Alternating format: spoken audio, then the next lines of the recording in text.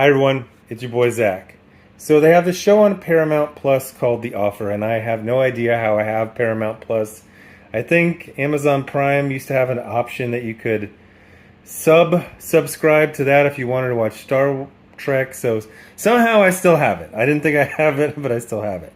And there's a show called The Offer with Miles Teller. It's about the making of The Godfather, not just the making of the movie, the whole pre-production. There was lots of stuff. It's a really interesting story that comes screeching to a halt every 5 fucking minutes over 10 episodes. I like this show.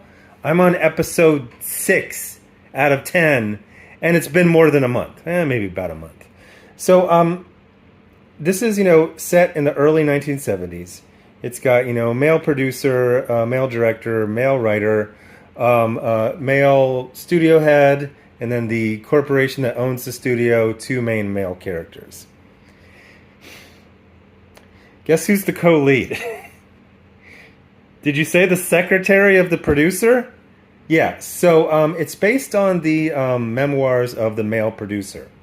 But since it's 2022, everything has to be balanced. I would swear that somebody is counting the lines, and every time an actual historical figure says something that they actually said in history and influenced the history of the American and therefore the international motion picture industry, culture, society. We also have to have a scene about the secretary talking about her first marriage was unhappy because the man picked out the furnishings in the house that he paid for.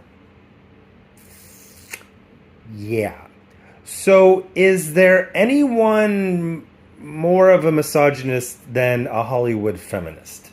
Because this show, and they have Juno Temple, who is very charming actress.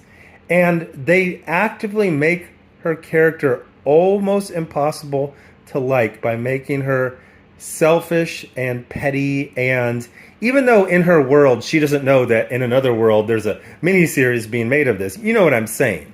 Like every time, this is really interesting what happened with Coppola and the freaking senator and the mob boss, and then we have to have a 99% fictional storyline about the freaking secretary.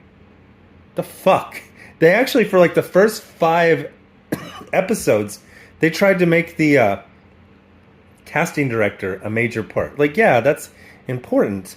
And then they threw in some brief, it's just, and then since I'm watching on Paramount Plus, I guess I don't have the good subscription. For some reason I gotta watch, commercials.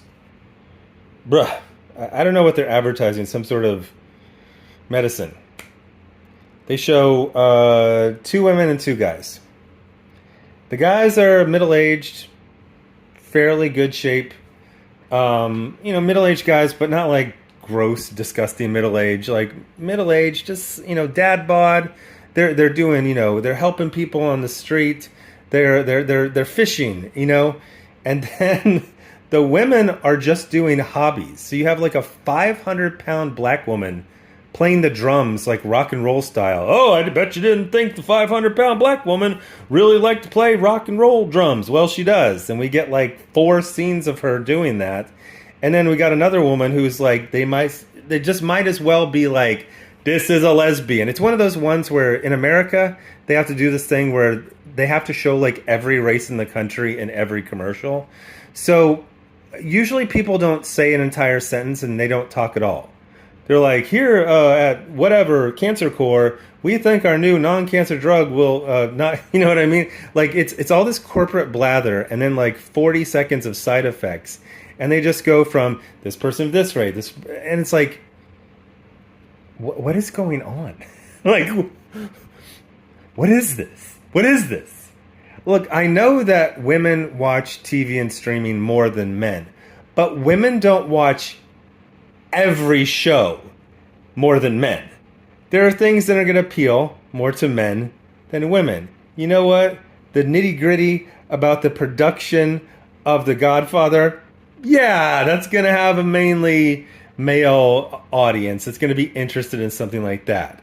And you do 6 episodes and you tell the story and it's based on, I mean, they got the guy playing Robert Evans, and this is one of the greatest performances I've ever seen. And it's based on his memoirs and the other guy's memoirs and the history and interviews. The secretary of the producer gets more time than Robert Evans, who ran the studio and is huge in the history of filmmaking. It's just ridiculous. And I just wonder, like, where is this going to go? I mean, literally, is there a job in Hollywood where they count the lines and they say, there's like 60% of lines are by men? Well, it's based on a true story. And in this true story, men were handling like 95% of the jobs, especially the decision-making jobs. It was like 100%.